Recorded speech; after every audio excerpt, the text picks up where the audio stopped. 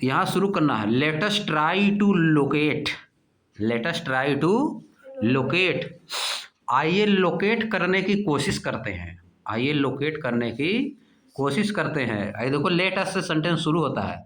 Let us dance, आइए dance करते हैं। लेट अस ईट, आइए खाते हैं। लेट अस वॉक, आइए टहलते हैं। लेट अस टॉक, आइए बातचीत करते हैं। समझिए। लेट अस इंजॉय, आइए इंजॉय करते हैं। समझिए। लेट अस स्टडी, आइए स्टडी करते हैं। सेंटेंस बढ़ता है इसे, देखो यहाँ बनाया। Let us try to locate, आइए लोकेट करने की कोशिश करते हैं। क्या लोकेट करना है? देखो, लोकेट मतलब किसी चीज़ को पहचानना, कोई चीज़ कहीं पे कहाँ पे है कि नहीं, कोई चीज़ कहाँ पे है। ये देखो, look for the big deeper during summer in time in the early part of the night. Look for the big dipper, big dipper को क्या करिए? देखिए। ड्यूरिंग समर, गर्मी के दिनों में। In the early part of the night, in the early part of the night, रात के शुरुआती समय में। Early part of the night मतलब रात का शुरुआती समय होता है अर्ली। जैसे अर्ली चाइल्डहुड, लेटर चाइल्डहुड होता है ना। अर्ली नाइट मतलब शाम के बाद जो रात शुरू होती है। लेट नाइट मतलब आधी रात के बाद, आधी रात के बाद। तो early part of the night मतलब शाम के बाद वाली जो नाइट होती है उसको early part of the night बोलते हैं। तो हम क्या करेंगे? Look for the big dipper, big dipper को देखिए। Big dipper, big dipper is known as Saptarishi, big dipper is known as Saptarishi. In India the big dipper is known as Saptarishi and the pole star is known as Dhruv Tara. समझिए। Big dipper क्या है? Constellation. क्या है? Constellation, group of star है, group of star. बात समझे? Group of star है। तो क्या करना है? इसको देखना है। क्या करना है? देखना है। Early part of the night से अराउंड 9 PM, से अराउंड 9 PM मतलब लगभग 9 बजे, लगभग 9 PM पे, शाम के बाद जब 9 बजे होता है तो उसी समय किसको देखना है? बिग डीपर को देखना है, बिग डीपर को देखना है।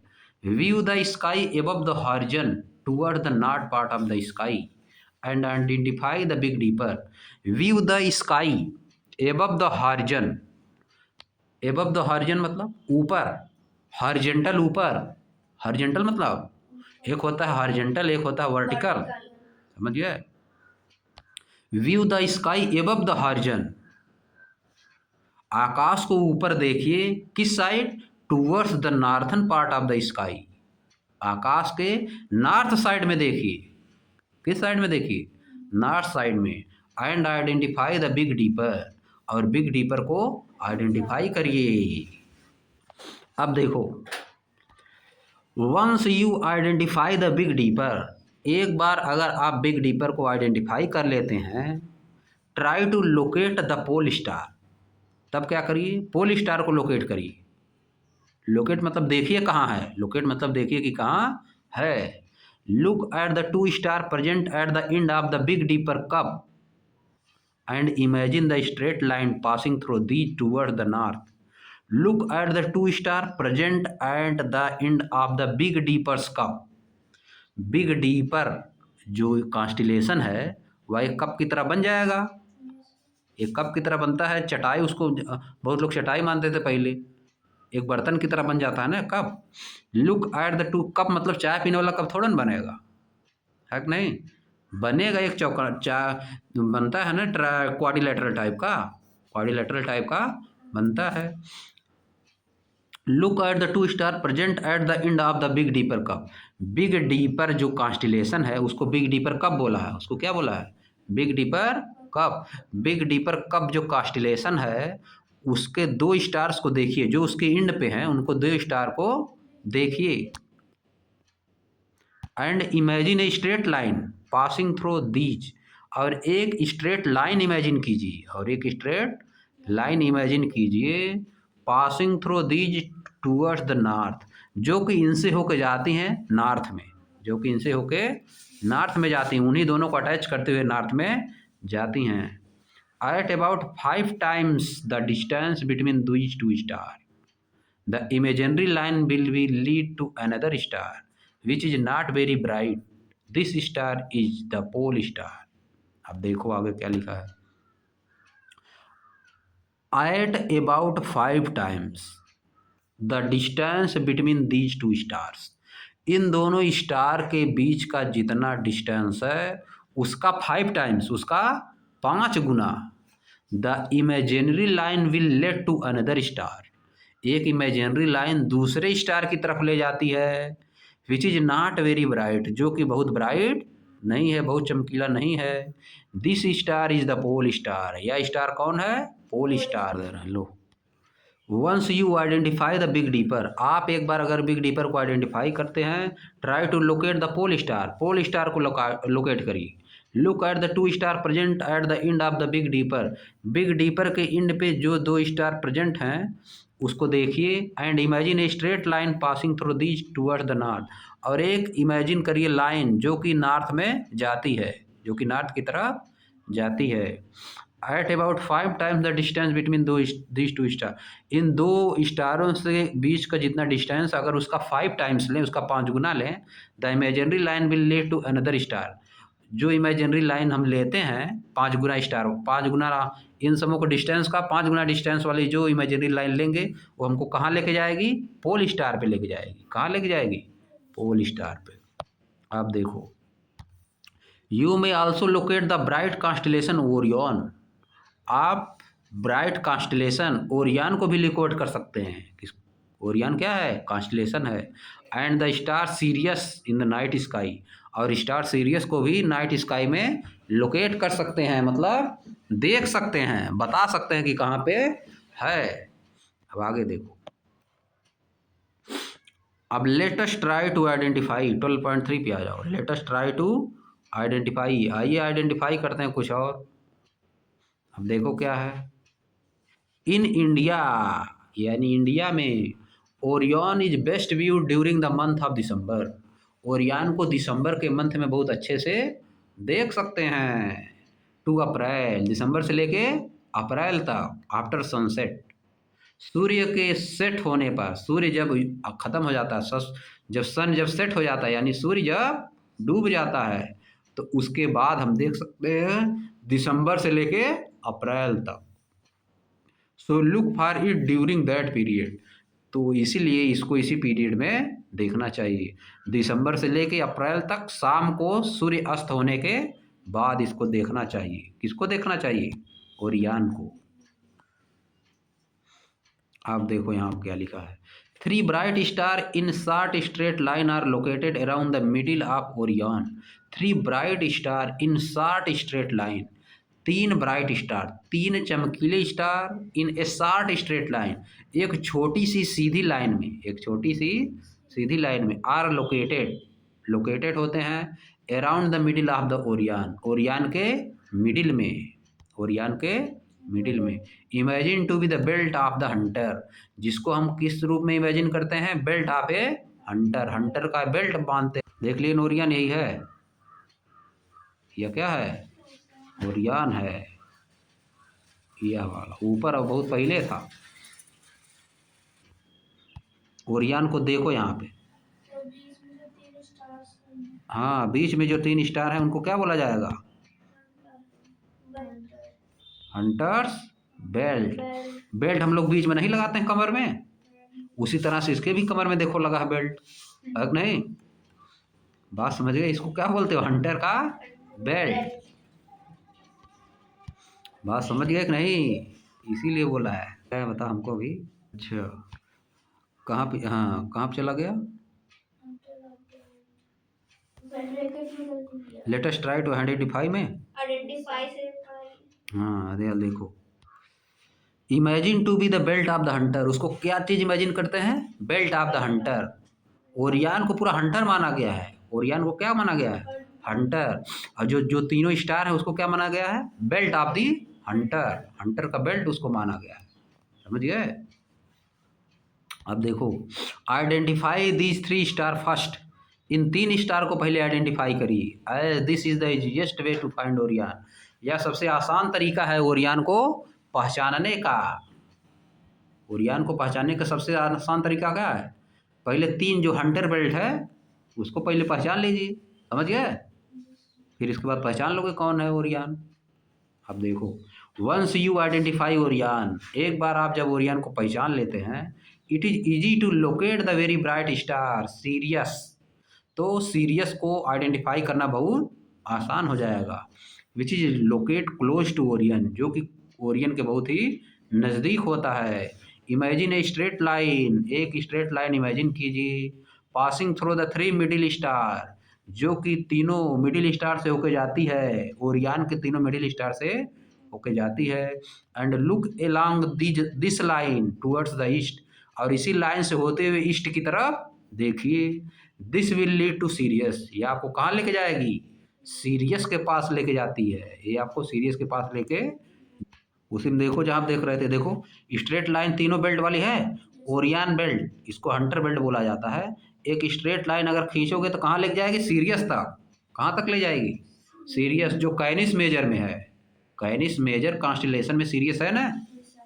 अगर इसी से स्ट्रेट लाइन खींचोगे बेल्ट से, जो ओरियन कॉन्स्टेलेशन का बेल्ट है, वहाँ से एक स्ट्रेट लाइन अगर खींचा जाए तो कहाँ लेके जाएगी? सीरियस पे, जो कि बहुत ब्राइट स्टार है। क्या है?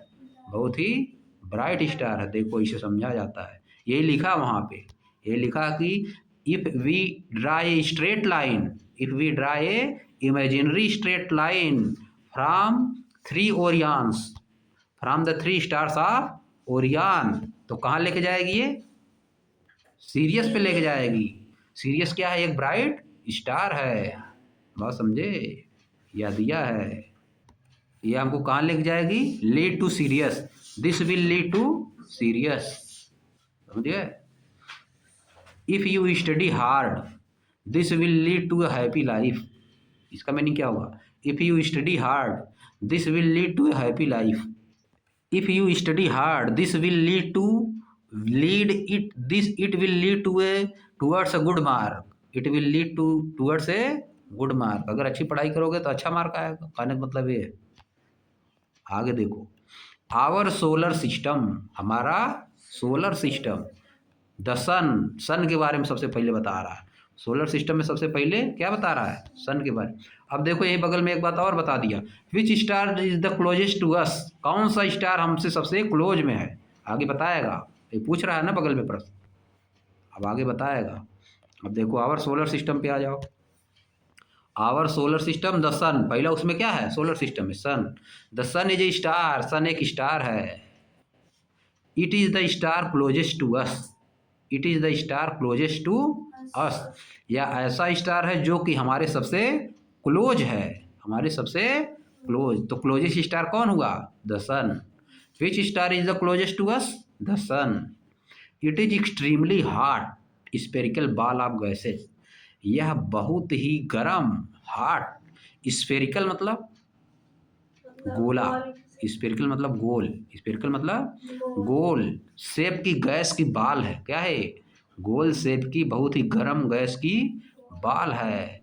The sun gives out a huge amount of energy, sun हमको बहुत ज़्यादा एनर्जी देता है, बहुत ज़्यादा मात्रा में एनर्जी देता है।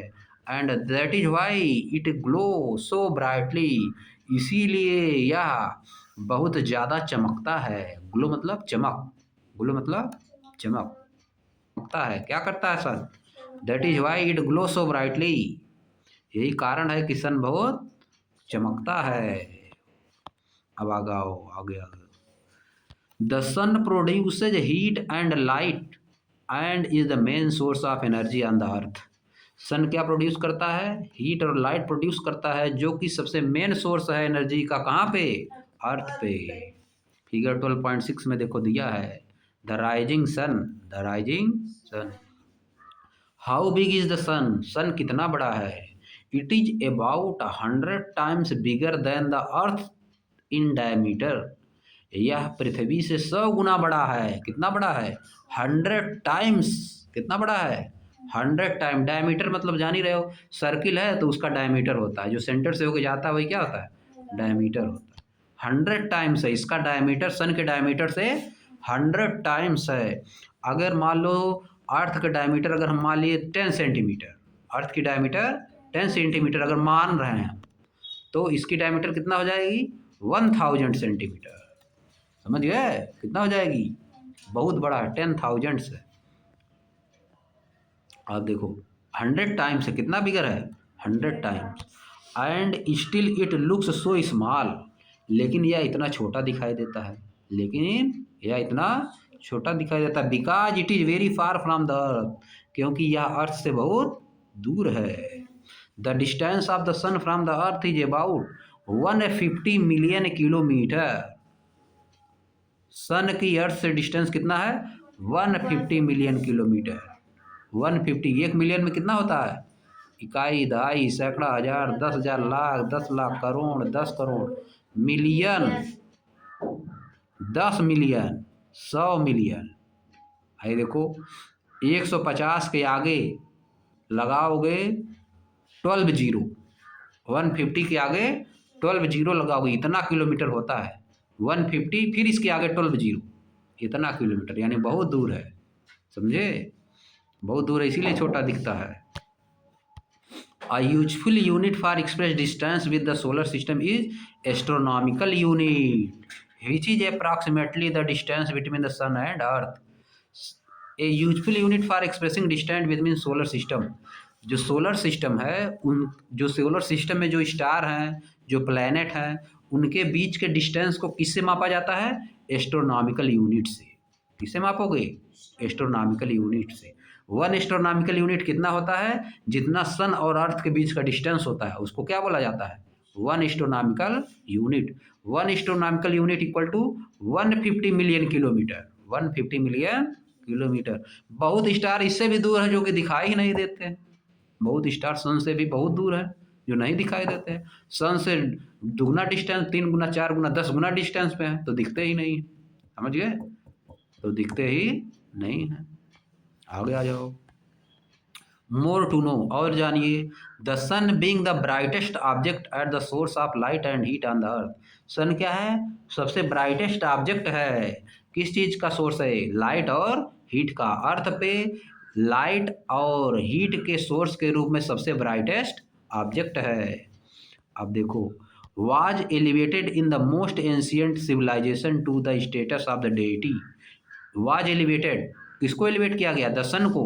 द सन, आई देखो बीच में उतना गैप कर दिया, देखो कामा लगाया ना, द सन के बाद क्या किया, कामा लगाया है, लगाया कि नहीं।